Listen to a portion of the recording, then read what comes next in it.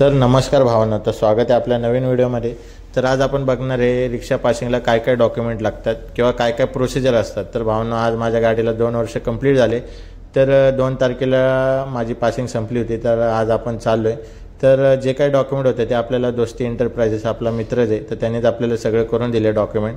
त्याच्या इथंच आपण मीटर पासिंग सुद्धा केलं, कारण की आपल्याला मीटरसाठी दुसरीकडे जावं नाही लागलं। तर सगळे डॉक्युमेंट आणि सगळं आरटीओचं काम ह्यानेच आपल्याला करून दिलं। त्याच्यानंतर आपण निघालो सगळे डॉक्युमेंट घेऊन कल्याणच्या दिशेने। तर कल्याणला गेलो, तर कल्याणला सकाळी 8:30 वाजता मी पोहोचलो होतो। त्यावेळेस ही एवढी गर्दी होती, कारण की सगळ्याच MS-05च्या गाड्या इथं असतात आणि 120 रिक्षांचा स्लॉट असतो। 120 रिक्षांचा स्लॉट संपल्यानंतर मग बाकीच्या गाड्या ते घेतात। टी परमिट पण गाड्या इथं होत्या। त्याच्यानंतर हे स्टिकर दिलं 50 रुपयाचं, हे आपण लावलं। गाडी जेव्हा पासिंग करतो तेव्हा लावावं लागतं। त्याच्यानंतर लाईन आपली पुढं चालू होती। बऱ्यापैकी गाड्या, भरपूर रिक्षा आज पासिंगला आल्या होत्या। तर भावांनो, तुम्ही लाईन बघू शकता। हे रिक्षावाले तरी माझ्या मते तरी सकाळी 7-7:15 वाजल्यापासून इथं लाईन होती। त्याच्यामुळे तुम्हाला पण यायचं असेल पासिंगला तर भावांनो लवकरच या सकाळी, कारण की नाही तर पूर्ण दिवस जातो।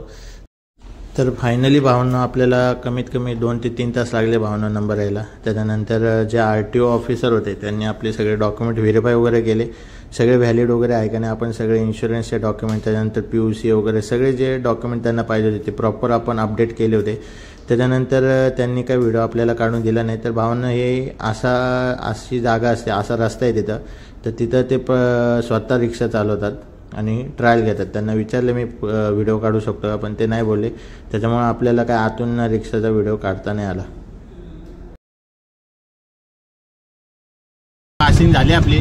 तर पासिंगला काही विषय नाही जास्त, ते पोलीसवाले होते, त्यांना ते बोलले व्हिडिओ काढायला अलाउड नाही। त्याच्यामुळे काय पासिंगचा काय व्हिडिओ काढता नाही आला।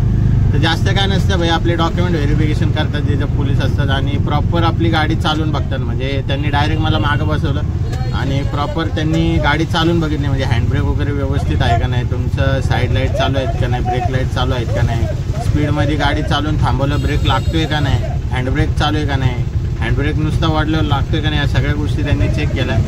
तर काही कारणामुळे आपल्याला तो व्हिडिओ काढता नाही आला, पण काही एवढा विषय नाही भाई, बिंदास होते। आपला व्हिडिओ आवडल्यास लाईक, शेअर आणि सबस्क्राईब नक्की करा।